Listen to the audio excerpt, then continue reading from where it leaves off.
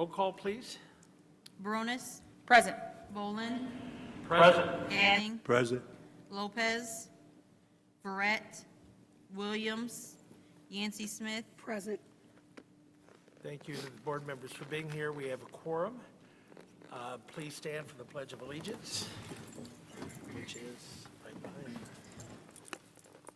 I pledge allegiance to the flag of the United States of America and to the republic for which it stands, one nation, under God, indivisible, with liberty and justice for all. Thank you. Because we need to share this information, this is a special board meeting limited to the issue of taking public comment and providing public information regarding the possibility of closing of the Edison building.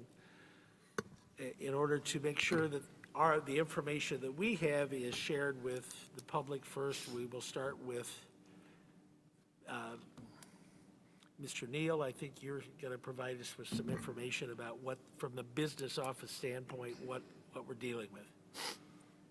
So proceed. Very well, thank you. Good morning to everyone. It is still morning, right? Yeah, good morning. It is.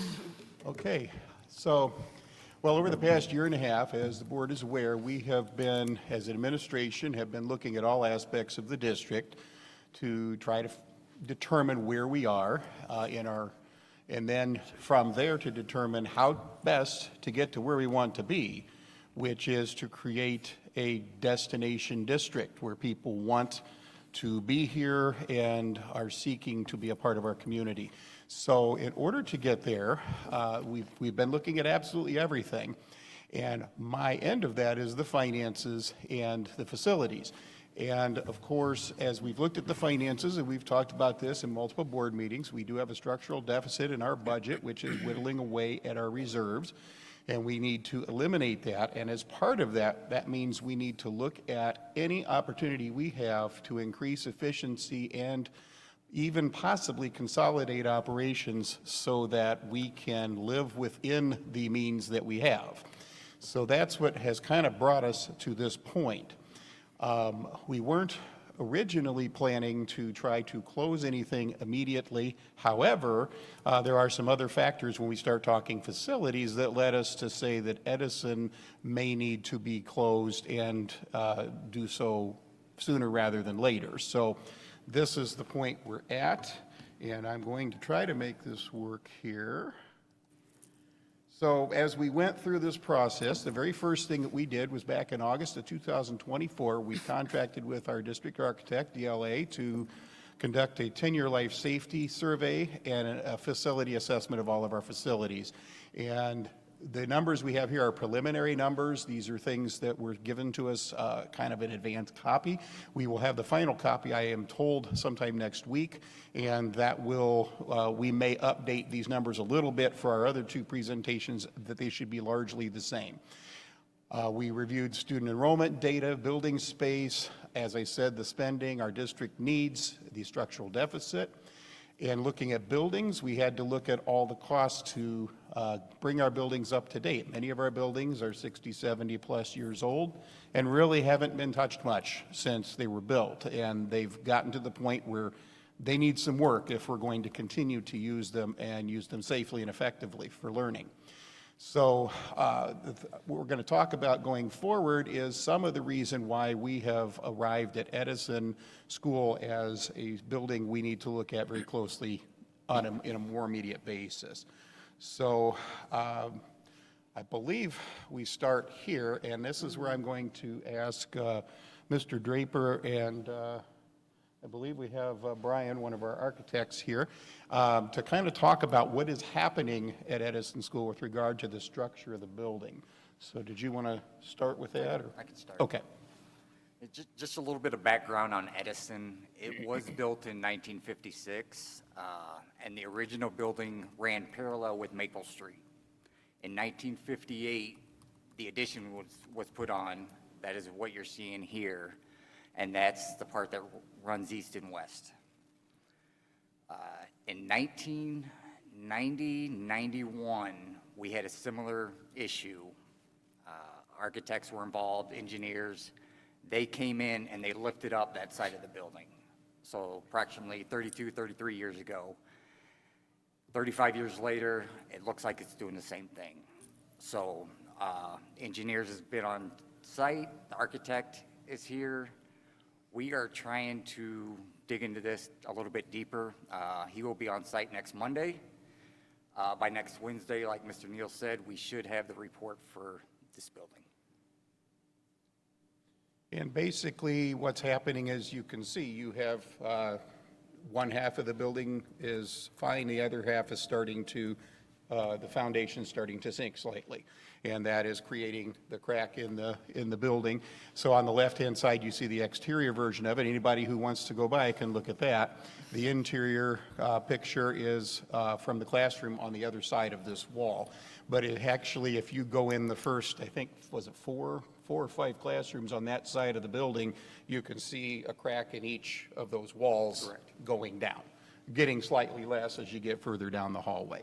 So that's essentially what we're looking at, what sets this building apart from the others. We took a couple other pictures just so you get a little bit of a feel for where it is. In the classroom on the left-hand side, you can see it's showing up there, but it goes all the way down.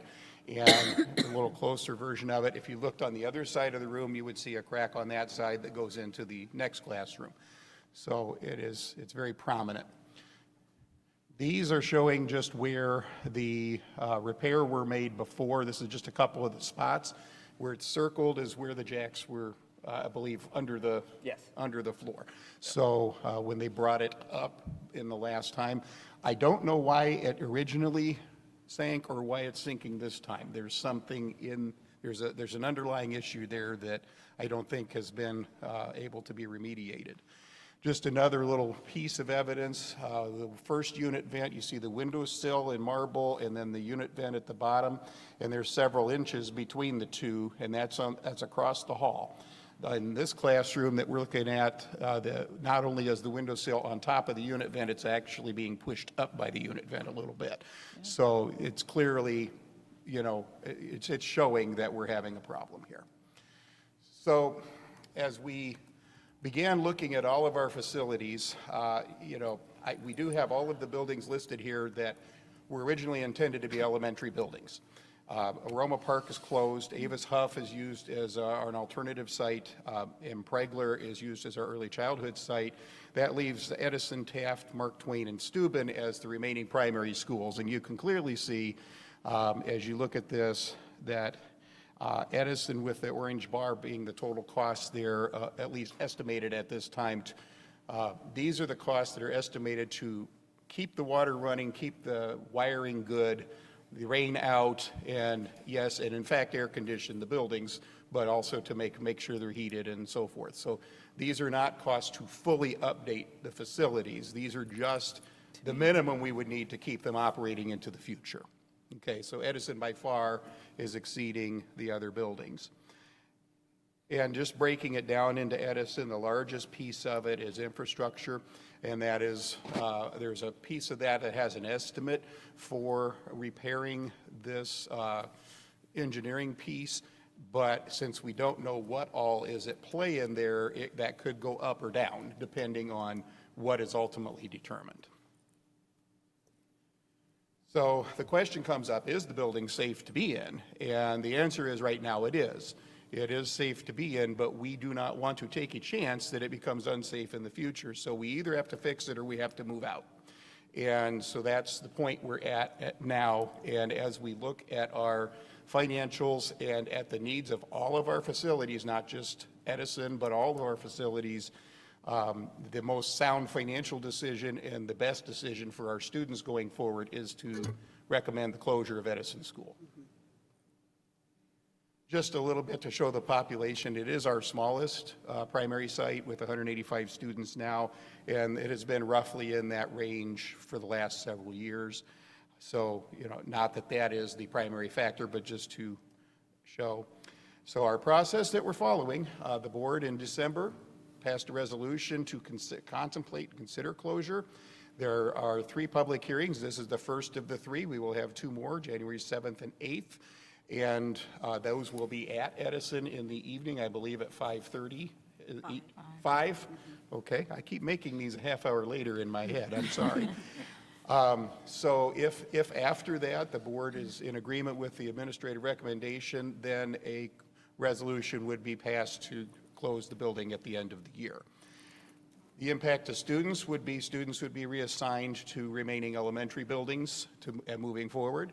The staff impact, staff would be assigned to available positions for which they're qualified if necessary. If we have too many staff members and not enough positions, obviously that would introduce reduction in force procedures according to collective bargaining agreements. The building site itself, there is no determination what to do with that site after closure, if that's the decision that's made. We want to be thoughtful in that decision, so we didn't want to rush that part of it. So I think our first steps are to get through this process and then make the decision about what would be best suited for that site and how to maintain that site in the long run. In the short run, we would continue to keep the building alarmed, we would continue to maintain the property, and we would be making regular inspections of the site, keeping heat going so the plumbing is viable and so forth. We would, but we try to keep it minimal.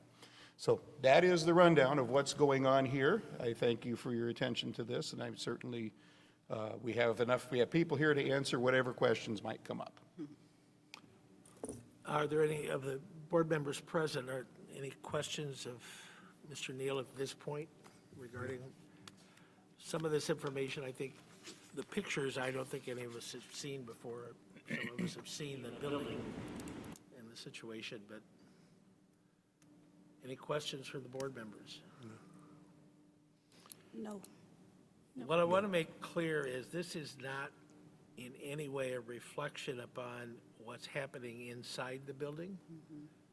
We are, hold the administration and support staff and the teachers dear in that building.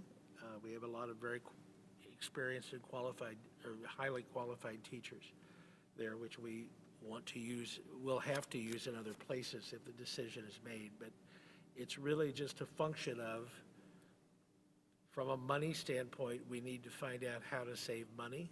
This is one option to do that. And then from a second standpoint, we need to determine how to best use buildings when we have over the last 10 years, a decreasing enrollment. So those are the things that we have to think about as a board. And at this point, do we have anything else? Present? No, no more. Okay. At this point then, if there are public comments or questions, you're welcome to ask those. There's a microphone right down there. We would just ask that you give us your name and if they have a connection to the building, what your connection might be. So, questions. This is the time to ask questions. Do they need a translator?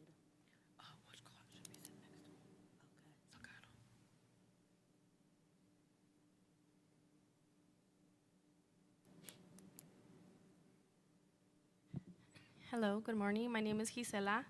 I have a student that goes to the school, and I was just listening to, was it Neil? Yes. You were talking about like the budgeting. I was just curious, and I would like to have more information. I couldn't really see what was on the screen for the budgeting. I understand that that was what it would cost to have repairs done to the buildings. Is that correct? Yes. So I'm just curious to know what kind of budgeting has been allocated for all schools in the past few years, because it sounds like the last time that this crack was taken care of was like 30 years ago. So I'm just wondering if you guys know that was happening, what other repairs have been done, because it seems like it's been a long time. Is that something that can be provided for the We next absolutely meeting? can provide. I don't know if we can provide it this morning, but that's a great question, and we'll make sure that that's included going forward. Okay, thank you. Yes.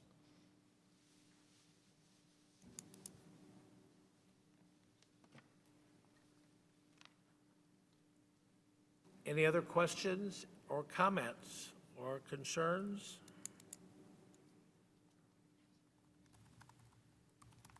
As Mr. Neal indicated, we have two more hearings. Those will be held at Edison on the 7th and 8th, starting at 5 p.m. And if anybody wants to send us written comments, please feel free to do that. We want input from the community as we make this decision. Closing buildings is never an easy option, at least in my view, and I think I speak for the rest of the board members.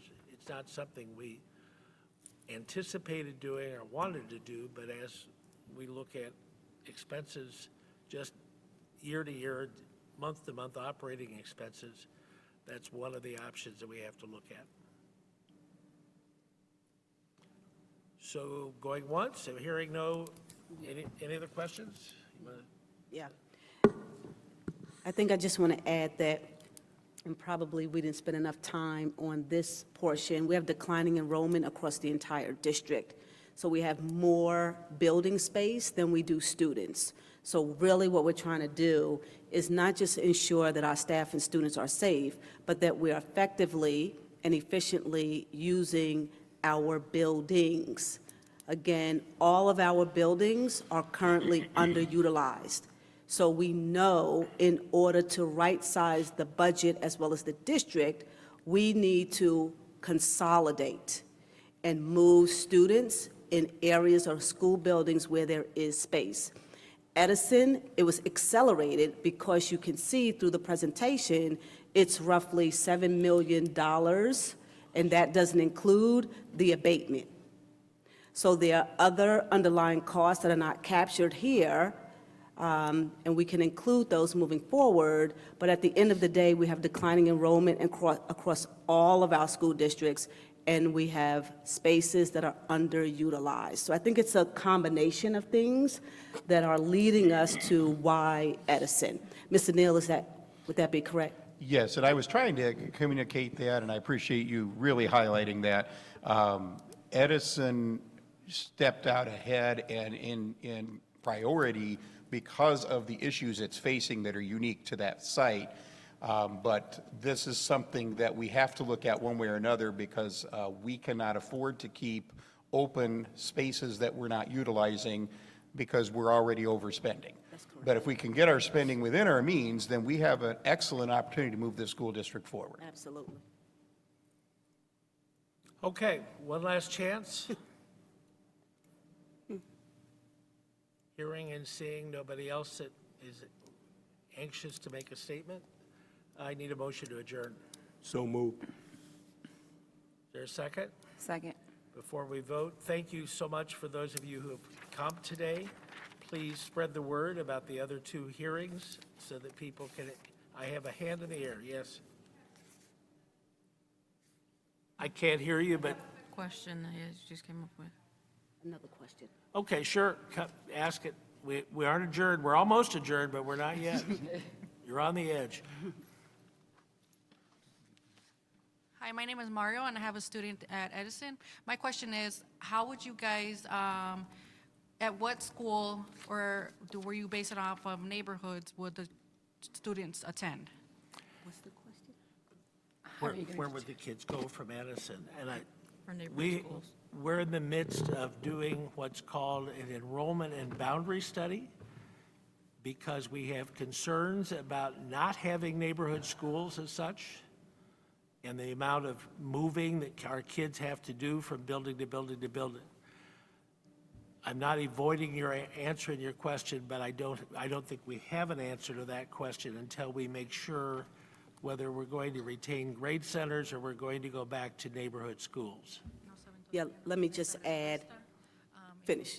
Ellos no saben si van a seguir con los, cada quien que tenga su escuela designado o los van a separar a diferentes escuelas. No saben todavía esa respuesta. What grade is his student in? First grade. First grade. So right now, our Executive Director of Curriculum and Instruction, Jenny Way, along with the Assistant Superintendent and principals are going to get together to determine the best placement for students. So at the end of the day, what I will share with you is that if the board approves the closure of Edison, our students that are currently at Edison will go between Steuben, Mark Twain, and Taft. Is that correct? Okay, Steuben, Mark Twain, or Taft. But that will not be finalized until the board takes action, which will take place in January. January 12th is when the board will take action. And real quick, with regard to this specific issue, the boundary study, Let her finish the translation. La coordinadora del distrito se van a juntar y ellos van a decir en cuál escuela van cada estudiante de Edison. We have some, Mr. Neal has some additional comments, so. I apologize. I just wanted to mention, we are putting on our website a landing page for the boundary study and that process, and all of that information is going to be on there as we go through. So it will be a fully transparent process, how we're making the determination where our students are going to go and how we're going to redistribute the student population. So that is, I believe it went live this morning, so it's not all populated yet, but it's getting, it will be up there and everything will be available. It is live. It is live. En línea para que ustedes miren cuál fue la decisión de ellos, en dónde los van a mandar. So are you guys going to choose for the children, or are we going to have the opportunity to choose to what school our children go to? I think that's the part of the process that we're still ironing out. We should be able to communicate that to families middle of February, no later than March. They want to move into a different magnet or grade. We don't know that.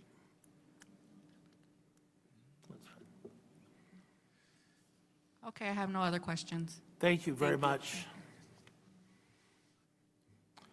Anything else? All in favor of the motion to adjourn, say aye. Aye. Those opposed, say nay. Motion carries. Thank you again for being here and for being interested in caring about the district. Thank you. Thank you.